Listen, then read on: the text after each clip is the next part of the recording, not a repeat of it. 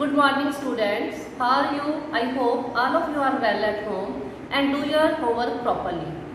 Students, मैंने previous video में जो हमारा लेसन चल रहा था हिस्ट्री का लेसन 1 फ्रेंच रेवोल्यूशन, उसमें मैंने आपको बताया था कि फ्रांस में रेवोल्यूशन की कंडीशंस तैयार हो रही थी। जो किंग लुइस 16 था वो बहुत ज़्यादा ब्यूरोक्रेटिक था, डिक्टेटर था और उसने बहुत ज़्यादा टैक्सेस जो थे थर्ड स्टेट के लोगों पर लगाए हुए थे।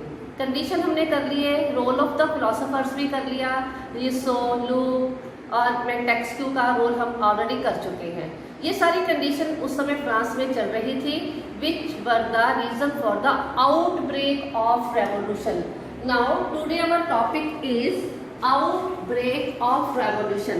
रेवोल्यूशन कैसे स्टार्ट हुई?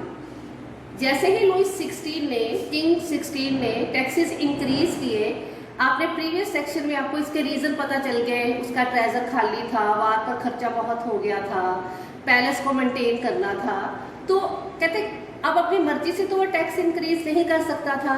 उसके लिए पूरा एक सिस्टम था फ्रांस में, ओल्ड रिजीम में। ओल्ड रिजीम क्लियर हो गया, बिफोर द 1789 जो पीरियड फ्रांस में चल रहा था।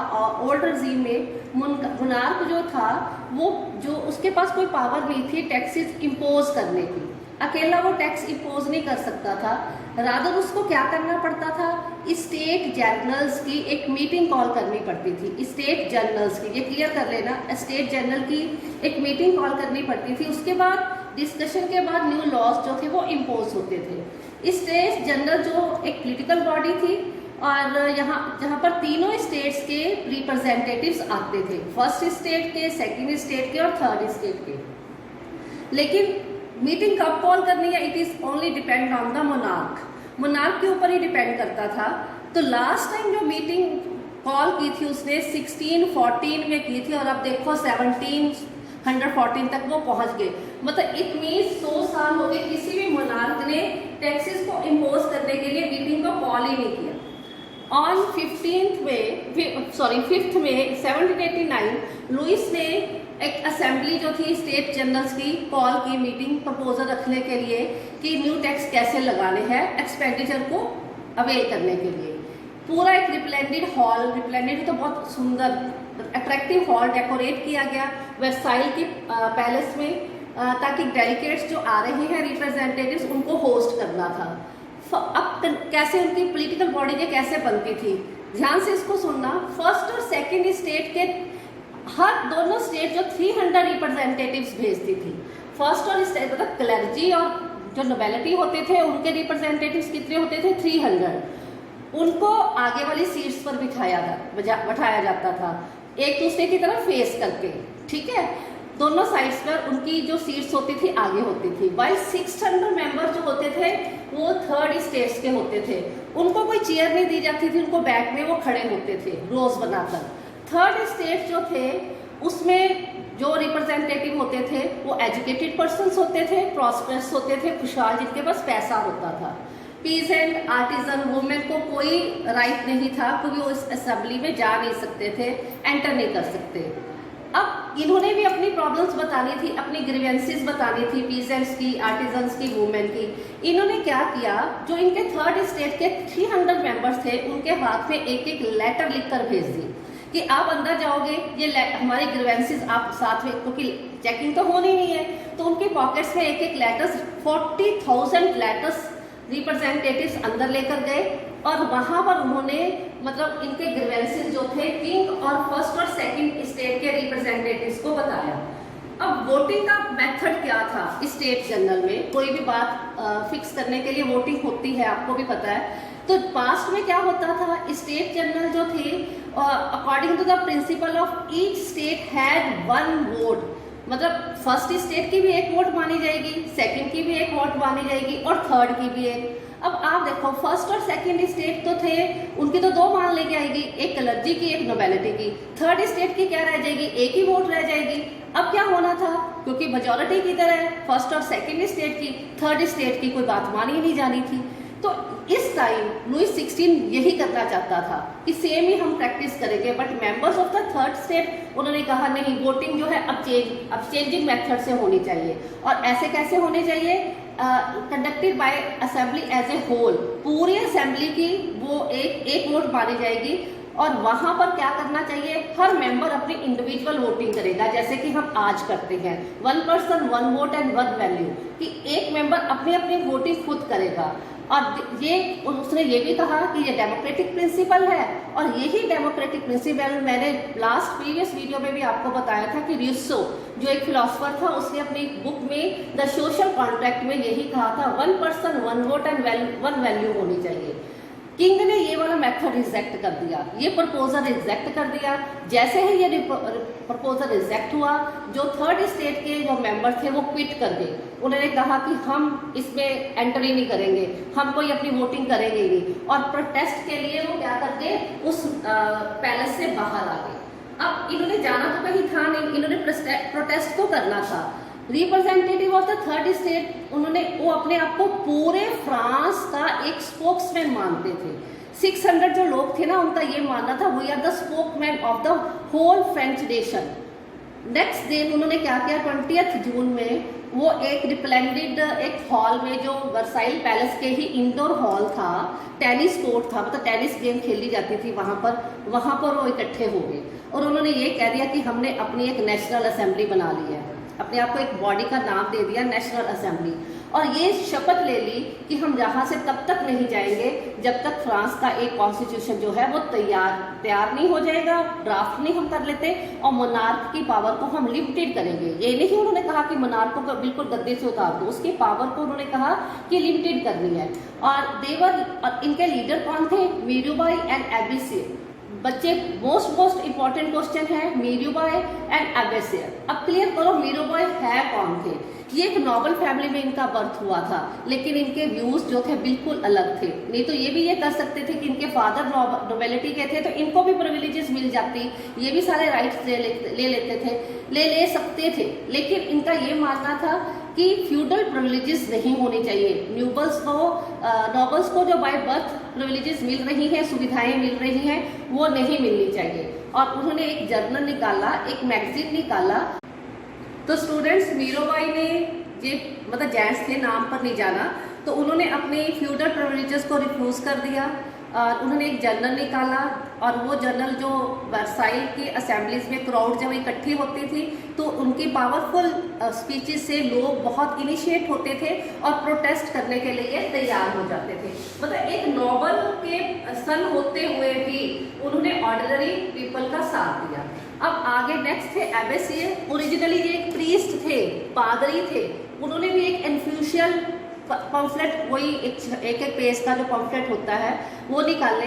इनका इस पम्फलेट का नाम था what is the third state. नाम याद कर लेना, एबोसियर का और जर्नल का what is the third state. ये भी बहुत ज़्यादा मतलब पॉपुलर हुए इनके जो पम्फलेट्स।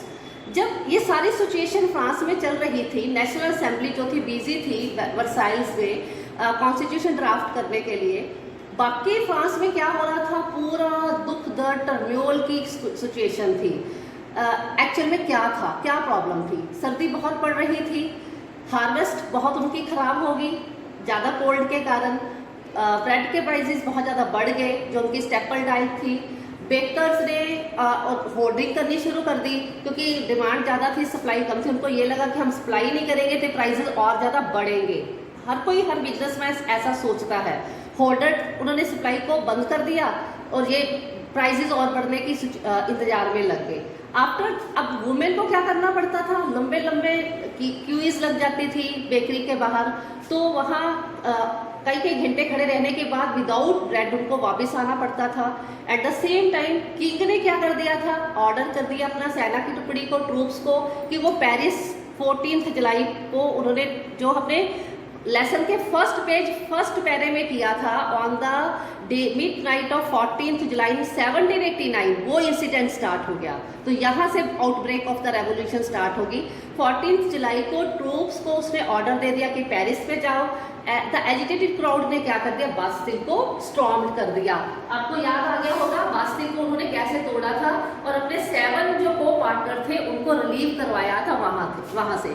कंट्री साइड में मतलब कंट्री साइड होता है टाउन के आसपास वाला एरिया, विलेजेस वाला एरिया। र्यूमर्स फैल गया, विलेज टू विलेज अफवाह फैलनी स्टार्ट होगी कि लॉर्ड के जो मैनर है, lords of the manor, manor इधर देखो बच्चे, मैनर का मतलब होता है an state consisting of the lord's land and his mention.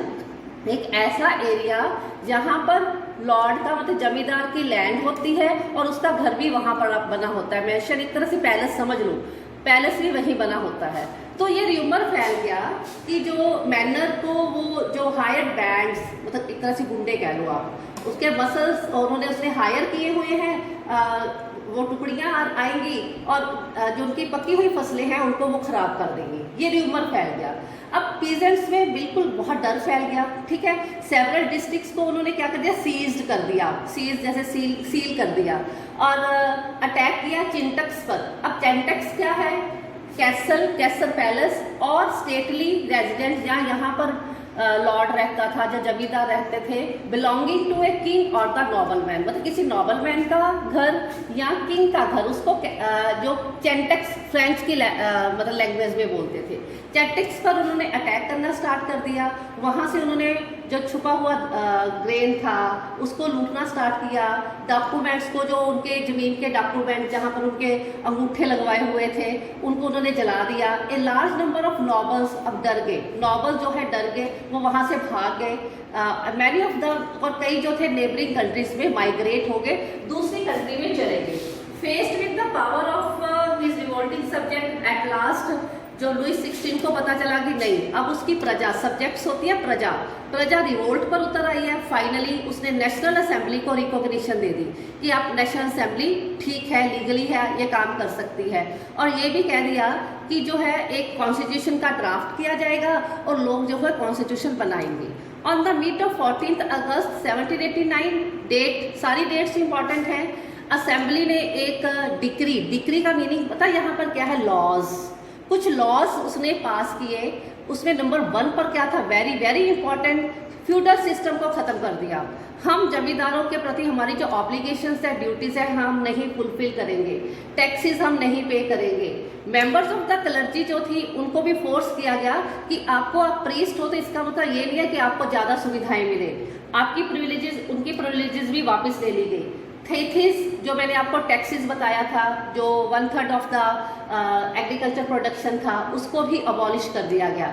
Lands जो चर्च ने ओन की हुई थी, बड़ी बड़ी एकड़ लैंड चर्च ने अपने अंडर की हुई थी, वो भी नेशनल असेंबली के मेंबर ने कॉन्फिस्केट कर ली, अपने हाथ में ले ली, ठीक है। एज ए रिजल्ट गवर्नमेंट को 2 बिलियन लेवर्स जो था पैसा मिला। इतना ज़्यादा प्रॉफिट हुआ नेशनल असेंबली को, जो उन्होंने मिसयूज कर रहे थे नॉबल और क्लर्जी वाले पर्सन, वो सारा किसके हाथ में आ गया, थर्ड स्टेट की जो पॉलिटिकल बॉडी थी नेशनल असेंबली, उसके हाथ में आ गया। तो बच्चों ये टेनिस कोर्ट की एक उसने पिक्चर बताई है, ये मीरूबाई है, ये एबीसीएब है, ये नेशनल असेंबली के पर्सन, सारी क्राउड खड़ी है और ये पावरफुल स्पीचेस जो हैं वो डिलीवर कर रहे हैं, लोगों को बता रहे हैं। तो स्टूडेंट्स आज की वीडियो में इतनी ही। आप ये पेज नंबर 9 तक है ये वाला आज का, तो आप इसको अच्छी तरह इस वीडियो को देखना, एनसीईआरटी की बुक्स के पेजेस भी पढ़ना। बच्चे जो इंपॉर्टेंट चीज़ें होती है साथ साथ अंडरलाइन कर लिया करो, आपके एग्जाम पॉइंट ऑफ व्यू से बहुत बहुत इंपॉर्टेंट रहेगी ये चीज़ आपके लिए।